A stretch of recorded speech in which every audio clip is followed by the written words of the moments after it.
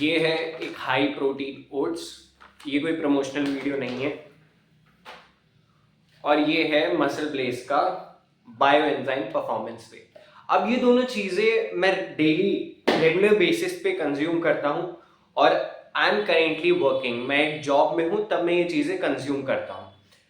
But आजकल Instagram पे हर दूसरी रील में एक बंदा होता है जो आपको ये बताएगा कि सिक्स पैक एब्स कैसे बनाने हैं, और उसने बना भी रखे होते हैं। या डबल मसल स्प्लिट वर्कआउट कैसे ट्रेन करना है डेली जिम में, हफ्ते में 6 दिन ट्रेन करना है, 3 दिन ट्रेन करना है, 4 दिन ट्रेन करना है, डाइट क्या लेनी है, तीनों टाइम्स की मील्स क्या लेनी है, प्री वर्कआउट क्या लेना है, सब कुछ बता रहे होते हैं। अब एज ए इन्फ्लुएंसर वो आपकी हेल्प कर रहे हैं, वो बिल्कुल अपनी जगह सही है। बट सच्चाई ये है कि ये जो लाइफस्टाइल वो जी रहे हैं या वो दिखा रहे हैं, क्या रियलिस्टिकली ये सबके लिए पॉसिबल है? अगर आप एक स्टूडेंट हो या फिर आप एक जॉब करते हो या आप एक मिडिल क्लास फैमिली या लोअर मिडिल क्लास फैमिली से हो, क्या ये सबके लिए पॉसिबल है या नहीं? अगर आप इन कैटेगरीज में फॉल करते हो तो ये वीडियो आपके लिए है। देखिए, समझने वाली बात है, फिटनेस इंपॉर्टेंट है, जिम जाना, स्ट्रांग बनना, एक्टिव रहना, सब कुछ सही है। बट दिक्कत वहां पे आती है जब आप जिम को अपनी टॉप प्रायोरिटी बना देते हो। फॉर एग्जाम्पल, अगर आप एक कॉलेज स्टूडेंट हो तो जिम आपका एक सपोर्ट सिस्टम हो सकता है, जबकि आपकी स्टडीज और आपका सीजीपीए आपका मेन सिस्टम है। 2 से 3 घंटा जिम में देना, अपने बैकलॉग्स को बढ़ाना, असाइनमेंट्स को पेंडिंग रखना, क्लासेस स्किप करके जिम जाना, इस सब से कुछ नहीं होगा। प्लीज, आप कॉलेज गए हैं प्लेसमेंट लेने, अपनी पढ़ाई और सीजीपीए पे ध्यान देने, बॉडी बनाने नहीं। आपका गोल अभी रहना चाहिए सिर्फ कि मुझे फिट रहना है। अब मैं उन लोग की बात नहीं कर रहा यहाँ पे जिनका गोल ही है कि उनको आगे जाके कॉम्पिटिशन्स में compete करना है, बॉडी बिल्डिंग कॉम्पिटिशन्स में compete करना है। अगर ऐसा करना है तो आपको कॉलेज ज्वाइन करने की ही जरूरत नहीं है, आप जिम में ही अपना टाइम सारा स्पेंड कर सकते हैं। सिमिलरली, अगर आप एक कॉर्पोरेट जॉब में हो तो वो जॉब है जो आपको वो इनकम प्रोवाइड करती है जिसकी वजह से आप जिम की मेंबरशिप फीस भरते हो या प्रोटीन पाउडर्स खरीदते हो या ओट्स खरीदते हो या डिफरेंट डिफरेंट मील्स खाते हो 3 टाइम एक दिन में, चाहे वो मील्स महंगी क्यों ना हो। तो वो जॉब है जो आपको वो इनकम प्रोवाइड कर रही है। तो प्लीज मीटिंग स्किप करके जिम वर्कआउट करना बंद करिए।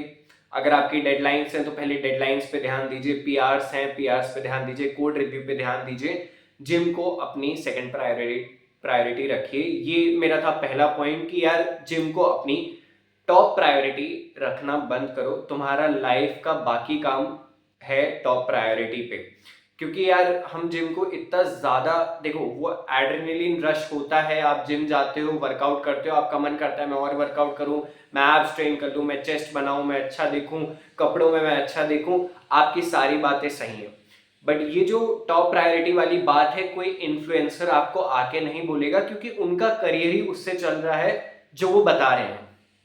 आपको यहाँ पे समझना जरूरी है, आपको अपना टाइम डिवाइड करना जरूरी है जिम और इसमें। और मैं सच बताऊं, अगर आप एक कॉलेज स्टूडेंट हो या आप एक वर्किंग प्रोफेशनल हो, 1 घंटे से ज्यादा जिम करने का कोई सेंस नहीं बनता, बिकॉज आपके पास शायद उससे ज्यादा टाइम भी नहीं है। अब आते हैं सेकेंड और एक बहुत सेंसिटिव पॉइंट पे, वो है प्रोटीन।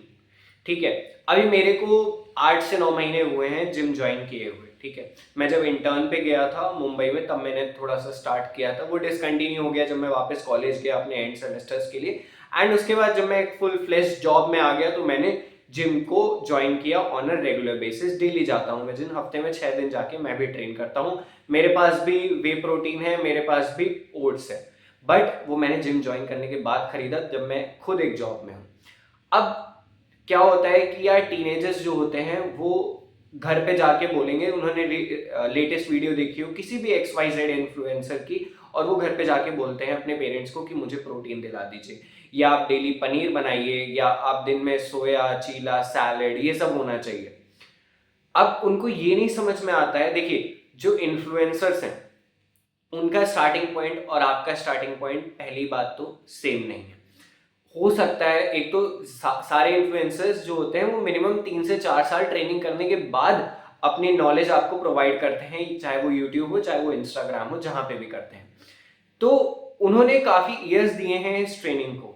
दूसरा, बहुत से ऐसे इन्फ्लुएंसर्स होते हैं जिनके पास फैमिली सपोर्ट होता है, फाइनेंशियल बैकअप होता है, उनका उनका मतलब मोटिव ये रहता है कि वो most of the time gym में जाके स्पेंड करें और आगे चल के एक इन्फ्लुएंसर बने, ठीक है।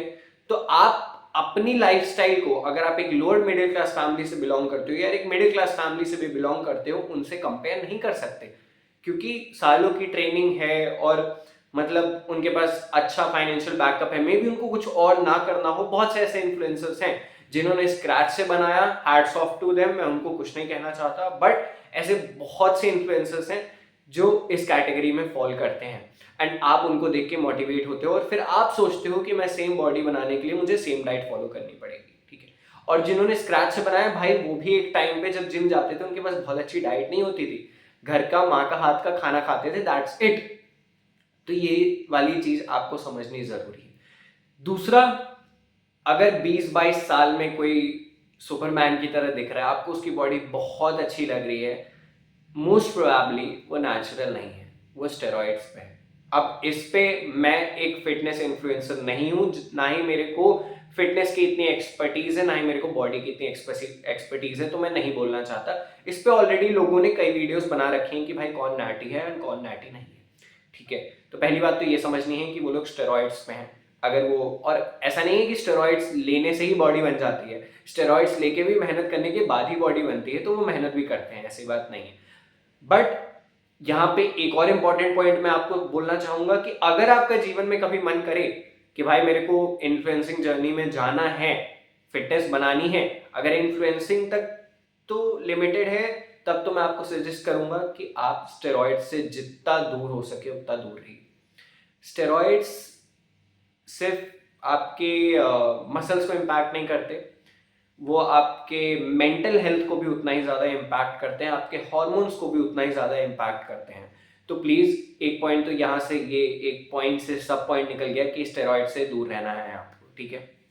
दूसरा यार, कि यार आप घर में माँ के हाथ का खाना खाओ, ठीक है, 3-4 साल कंसिस्टेंट रहो और जो रिजल्ट्स आएंगे वो नेचुरल होंगे, ठीक है। और जैसे जैसे मान लो अगर अभी प्रोटीन अफोर्ड नहीं कर सकते, तो बेसिक जो घर में बन रहा है वो खा लिया, ठीक है। एक्स्ट्रा में छोटी छोटी चीज़ें जैसे दही हो गया, सोया चंक्स हो गया, ये सब सारी चीज़ें ले ली। जैसे जैसे आगे बढ़ोगे, प्रोटीन अफोर्ड कर लोगे, प्रोटीन ले लेना, ओट्स अफोर्ड करोगे, ओट्स ले लेना, क्रिएटिन अफोर्ड कर सकते हो, फिर आगे चल के क्रिएटिन भी ले लेना, ठीक है। अब एक पॉइंट और, आपने वीडियोस देखी होंगी लोगों की, उसमें क्या होता है, वो मतलब जो भी वर्कआउट वो कर रहे हैं, चाहे वो बेंच प्रेस कर रहे हैं, चाहे वो स्क्वाट्स कर रहे हैं, वहां पे जो प्लेट होती है वो कल्ट स्पोर्ट की प्लेट होती है, ठीक है।